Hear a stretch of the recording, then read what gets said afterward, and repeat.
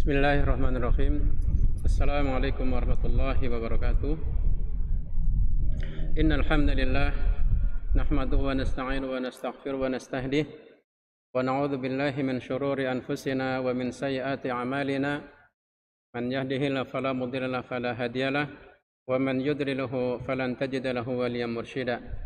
Asyhadu an la ilaha illallah wahdahu la syarika lah wa asyhadu anna Muhammadan 'abduhu wa rasuluhu la nabiyya ba'dah.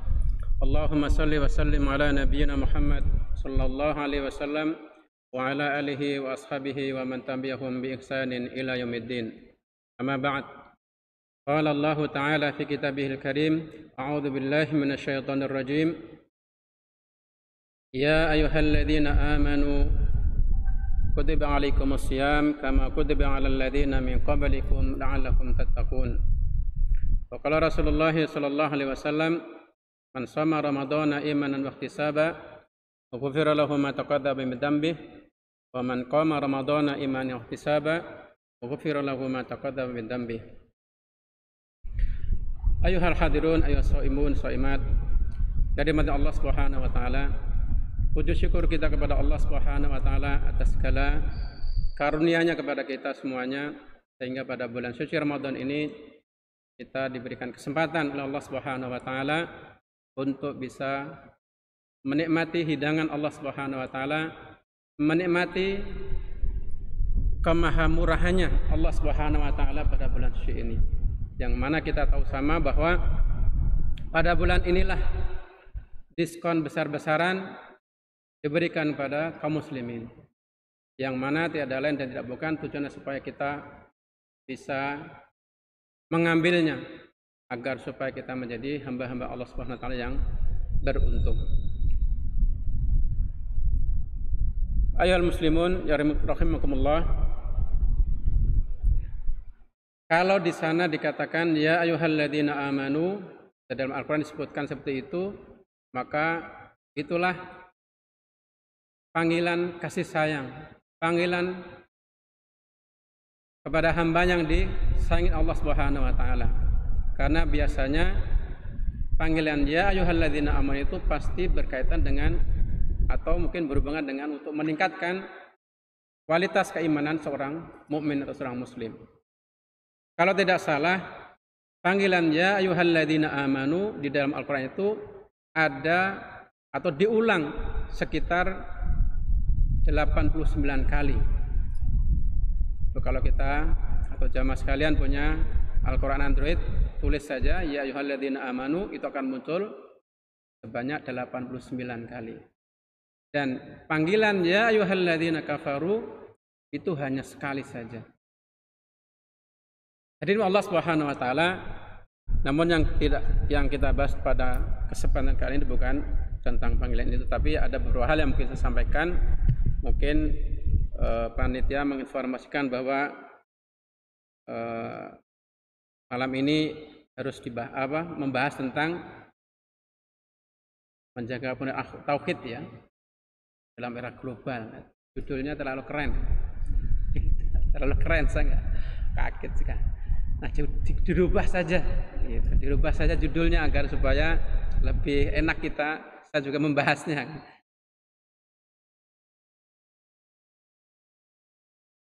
Ayyuhal muslimun rahimakumullah. Kalau kita membaca Quran, di sana ada kata-kata kunu, ya, ada kata-kata kunu yang artinya adalah jadilah, begitu. Nah, Allah Subhanahu wa taala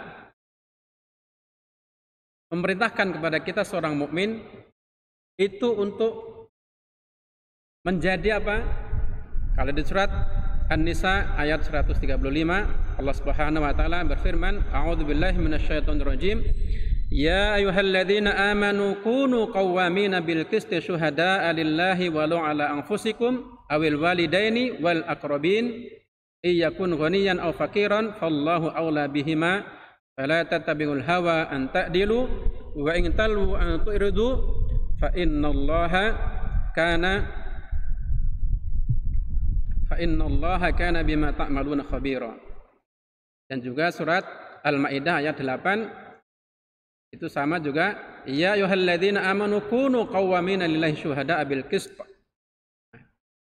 Perintah Allah Subhanahu wa taala kepada seorang mukmin selain daripada kita pada bulan suci Ramadan ini supaya menunaikan kewajiban sebagai seorang mukmin itu puasa Ramadan, dan juga ternyata di ayat lain pun juga disebutkan itu adalah perintah untuk adil. Yang kita tahu bahwa keadilan itu pada akhir-akhir ini semakin hari dan semakin lama sulit untuk ditemukan. Begitu. Karena apa? Keadilan itu intinya tidak mendolimi yang lainnya. Kalau satu diuntungkan, satu dirugikan, itu jelas-jelas keadilan tidak didapat. Maka Allah Subhanahu wa taala memberikan batasan atau memberikan pedoman kepada kita semuanya, apalagi khusus seorang muslim, kita harus adil, menjadi saksi terhadap semua masalah yang kita hadapi atau kita temui.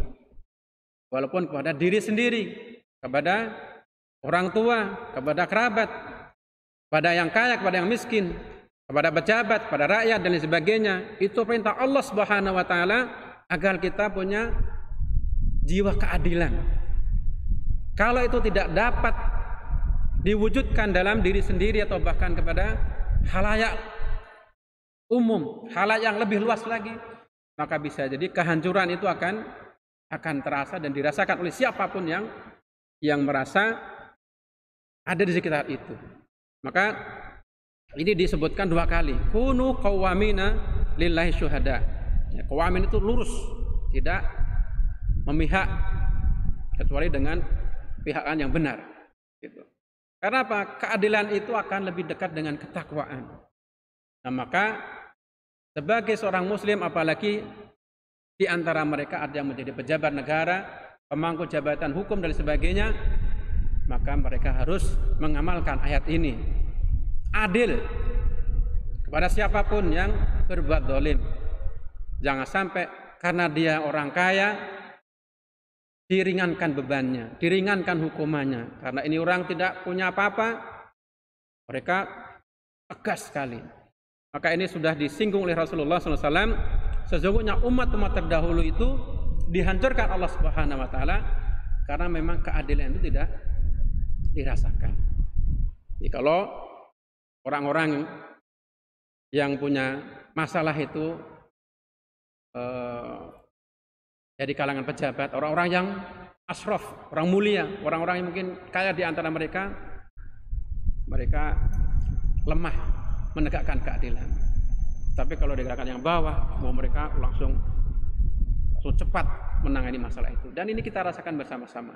Ya, mudah-mudahan siapapun yang punya pemangku jabatan ini dalam jabatan hukum dan sebagainya bisa melaksanakan keadilan seperti yang diperintahkan Allah Subhanahu wa taala. Apalagi juga dalam kondisi puasa ini, mudah-mudahan kita dengan puasa itu bisa terasah.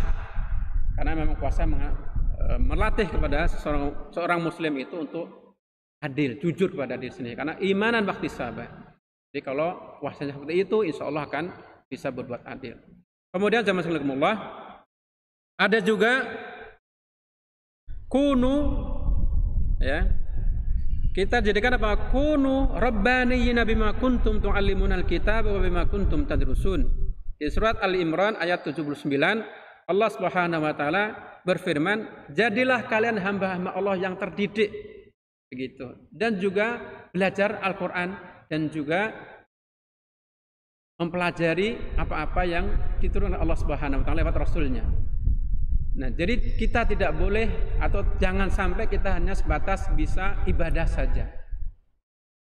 Sholat saja cukup memang, karena memang itu standar yang umum. Tetapi bagaimana kita akan bisa memberikan nilai lebih, punya kelebihan-kelebihan yang keistimewaan yang harus kita miliki agar supaya amalan-amal yang itu bisa terbangun dengan kuat. Kalau hanya standar-standar amalan kita itu ya masuk surga, masuk gitu. Tapi kita harus punya juga, apa kita hanya istilahnya nerimo dengan yang seperti itu saja. Dikasih satu nggak apa-apa lah. Padahal Semua orang muslim itu pasti menginginkan sesuatu yang terbaik. Nah, kalau kita seorang muslim, maka kita juga harus meningkatkan nilai-nilai ketaatan itu dengan yang lainnya. Selain juga tadi ibadah 5 waktu, baca Quran, mungkin zikir, mungkin juga dengan keilmuan-keilmuan fikih, hadis, itu akan menambah wawasan kepada kita untuk beragama ini. Kunu rabbaniyina bima kuntum tu'allimunal kitab wa bima kuntum tadrusun. Jadi kita dianjurkan menjadi hamba-hamba Allah yang terdidik, terlatih. Jadi istilahnya apa? Karena apa? Kalau seorang muslim itu terdidik, pinter, baik agamanya, baik fikihnya, baik ilmu yang lainnya, maka yarfa'illahu alladhina amanu minkum walladhina utul ilma darajat. Allah akan mengangkat orang-orang beriman yang mempunyai keterampilan, utul ilma darajat, posisi gitu. Dan juga ada hadis Rasulullah SAW, al-mu'minul qawiyyu khairun wa ahabbu ila Allah minal mu'minid dha'if. Jadi seorang mukmin yang kuat finansialnya, pikirannya, mungkin badannya dan sebagainya, itu lebih baik dan di sini Allah Subhanahu wa taala daripada muslim yang lemah pikirannya, lemah hartanya. Kita nggak bisa berbuat apa-apa. Maka memang seharusnya seorang muslim itu kaya. Kayaknya kita bisa berbuat bagaimana pengorbanan orang-orang terdahulu.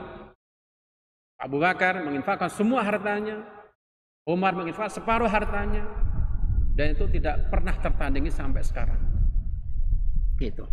Hari itu Allah Subhanahu wa taala, ini yang kunu yang kedua. Kunu yang ketiga itu di surat As-Saff. A'udzubillahi minasyaitonirrajim. Nah, tadi ada 3 ya di sini. Jadi ya ayyuhalladzina amanu kunu, itu ada 2. Yang qawamin ada 2, kemudian yang satunya lagi ya ayyuhalladzina amanu kunu ansarullah. Nah, Allah Subhanahu wa taala memerintahkan kepada setiap muslim, orang yang mukmin yang akan percaya dan yakin akan janji Allah Subhanahu wa taala untuk menjadi penolong-penolong agama Allah Subhanahu wa taala, seperti halnya ketika Nabi Isa alaihissalam berkata kepada al-hawariyin. Jadi kama qala Isa bin Maryam lil hawariyin man ansari ila Allah, siapa yang akan menolongku, membantuku berdakwah ini, maka disambut oleh al-hawariyin atau orang-orang yang dekat atau teman-teman sahabat Nabi Isa itu, al-hawariyun nahnu ansarullah, kami yang akan menolong atau membantu misi dakwah engkau Nabi Isa alaihissalam. Maka sebagian ada yang beriman, sebagian juga ada yang kafir, dan itu memang sunnatullah. Maka bagaimana kita bisa menyebarkan agama ini kalau semuanya tidak saling bergandengan tangan? Misal dia kemampuannya memang hanya bicara, tetapi mungkin tidak punya harta untuk berdakwah. Itu maka orang yang kaya harus mensupport dengan hartanya agar supaya si fulan itu yang punya kemampuan bicara bisa dakwah kemana-mana tanpa harus mengandalkan belas kasihan dari siapapun kecuali Allah Subhanahu wa taala. Jadi bukan berarti ini enak banget dia dakwah kemana-mana diongkosin. Enggak juga, karena setiap apa yang kita berikan itu pasti berpahala dan Allah akan ganti dengan gantian yang lebih baik dan lebih berkah lagi insya Allah. Coba kita bandingkan dengan orang-orang dahulu itu. Orang yang tidak perang saja mereka sedih, nggak bisa ikut perang. Maka ada juga kalau orang yang menifakkan hartanya perang itu sama dengan ikut berperang. Nah, apabila dia bicara kemudian dia memberikan fasilitas, ustaz itu bisa dakwah kemana-mana dengan hartanya, apakah dia tidak mendapatkan sesuatu yang sama dengan si ustaz itu yang bisa dakwah kemana-mana? Misal dengan kondisi seperti ini, bisa memberikan dana untuk dakwah dengan hartanya agar supaya nasihat-nasihat pada bulan suci Ramadan ini tetap berjalan dengan kondisi yang seperti sekarang ini. Kalau mungkin sebagian masjid tutup, sebagian mushola-mushola tidak mengadakan sholat tarawih berjamaah, maka sebagian inisiatif pakai acara live seperti yang dilakukan seperti ini. Itu salah satu cara mungkin agar supaya pesan-pesan takwa itu bisa sampai kepada khalayak muslim atau jamaah masjid yang ada di situ. Hadirin Allah Subhanahu wa taala, jadi kita dianjurkan suruh menjadi orang-orang yang jujur dan adil, supaya menjadi hamba-hamba Allah yang terdidik, supaya menjadi penolong agama Allah, dan jangan sampai naudzubillah ya, kita dikatakan Allah Subhanahu wa taala kunu qiradatan khasiin. Gitu. Kata Allah Subhanahu wa taala ketika melihat kaumnya Nabi Musa alaihissalam, Bani Israel, laknatullah alaih, itu begitu banyak, kalau mungkin bahasanya banyak ngomong, banyak alasan, dikasih ini minta itu, dikasih itu minta yang ini, dan sebagainya. Bahkan Nabi pun ada yang dibunuh, bahkan juga salah satu, kalau kaum Nabi Zakaria, kalau tidak salah, Nabi Zakaria itu dibunuh. Itu kan kurang ajarnya manusia. Dan lain sebagainya dengan alasan-alasan yang dibuat-buat. Nah, kunu qiradatan khasiin. Jangan, jadilah kamu kera yang hina. Itu sudah luar biasa. Kenapa? Jamaah sekalian, kalau pernah saya melihat bagaimana perilaku daripada yang disebutkan qiradatan khasiin, kera yang hina ini adalah karena hewan kera itu hewan yang tidak bisa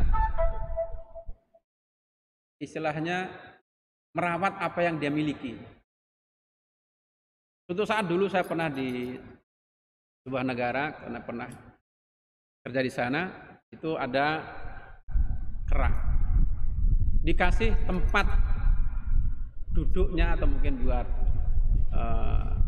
di situ itu tidak sampai 24 jam, tempat yang peti kemas lah, bekas peti kemas itu habis, hancur.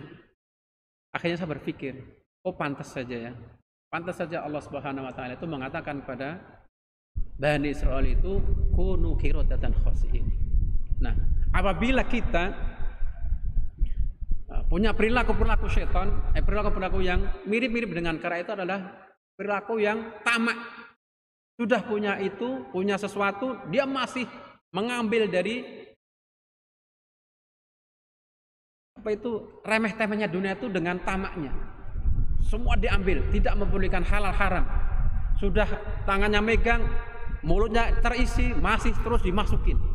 Itulah ciri-ciri daripada sifat daripada kera itu, tamak, tidak mempedulikan. Sudah kenyang, tetap aja masih ngisi. Nanti udah penuh dengan makanan di lehernya itu tangannya masih megang makanan. Mungkin juga kakinya kalau memang sempat bisa jadi mereka akan megang itu. Nah, hadirin Allah Subhanahu wa taala atau kaum muslimin yang dirahmati Allah Subhanahu wa taala, maka dengan puasa ini kita selain juga meningkatkan ketaatan kepada Allah Subhanahu wa taala, kita juga salah satunya adalah pesan sosial ya di masa-masa yang penuh ketidakmenentuan ini. Ayo mudah-mudahan dengan kita berpuasa, bermunajat kepada Allah Subhanahu wa taala, karena memang janji Allah Subhanahu wa taala kepada seorang yang meningkatkan ketaatan, Allah akan memberikan jalan keluar. Wa may yattaqillaha yaj'al lahu makhraja. Allah Subhanahu wa taala akan memberikan jalan keluar, wa yarzuquhu min haitsu la yahtasib. Allah akan memberikan rezeki. Rezeki tidak selalu dengan harta, tapi bisa jadi mungkin masalahnya selesai. Mungkin bisa alhamdulillah diberikan kesehatan. Mungkin bisa aman negara ini. Mungkin aman kondisi keluarga, kondisi kantor, kondisi jalan, kondisi rumah dan sebagainya. Akhirnya kita bebas beraktivitas tanpa harus kita punya rasa takut. Begitu. Kemudian juga di ayat selanjutnya, wa may yattaqillaha yaj'al lahu min amri yusra. Allah akan memudahkan segala urusannya. Janji Allah Subhanahu wa taala. Dan juga selanjutnya, wa may yattaqillaha yukaffir anhu sayyi'ati wa yu'dhim lahu ajran. Dan Allah Subhanahu wa taala berjanji kepada orang yang meningkatkan ketaatan itu Allah akan menghapus kesalahannya, kemudian akan diganti dengan ganti yang lebih besar dan lebih berkah.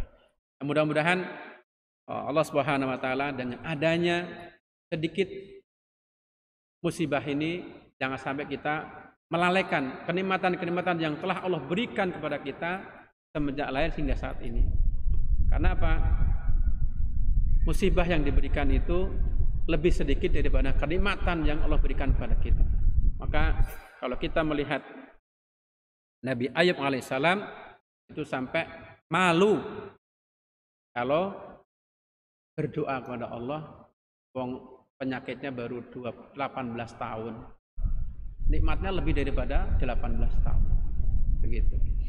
Nah, jadi itu mudah-mudahan bisa menyemangati kita agar supaya kita selalu husnudzon kepada Allah Subhanahu wa taala. Pasti segala sesuatu itu sudah diperhitungkan. Seorang mukmin pasti bisa memikul beban tanggung jawab. Jadi apa kita? Nah, itu seperti tadi, jadi orang yang adil, kemudian jadi orang terdidik, jadi muslim yang punya semangat berdakwah kepada Allah Subhanahu wa taala, yang bisa bicara-bicara, yang punya harta dengan hartanya, yang dengan tenaga dengan tenaganya, dengan keahliannya, dengan fasilitas yang dia miliki. Itu silahkan pakai mobil ini, silahkan pakai kantor saya, silahkan pakai gedung saya, silahkan pakai dan sebagainya. Pokoknya yang penting Ustadz jalan saja, nggak usah mikirin kendaraan, nggak usah mikirin penginapan, pokoknya sudah beres semuanya. Itu begitu. Jadi supaya apa? Saling ta'awun alal birri wat taqwa, saling menolong dalam ketaatan, kebaikan dan ketaatan. Dan jangan sampai naudzubillah tadi, jangan sampai kita menjadi kunu qiradatan khasiin. Jadi jangan sampai kita akhirnya dicap atau distempel sama Allah Subhanahu wa taala mempunyai sifat naudzubillah. Tapi ada juga kunu, tapi di sini dikatakan kunu hijaratan au hadida. Jadilah batu. Batu ada manfaatnya. Sebuah bangunan gitu ya. Tapi ini bukan berkaitan dengan manusianya, tapi ini berkaitan dengan kematian surat Al-Isra itu. Mungkin demikian kurang lebihnya. Adzan Allah ajma'in. Assalamualaikum warahmatullahi wabarakatuh.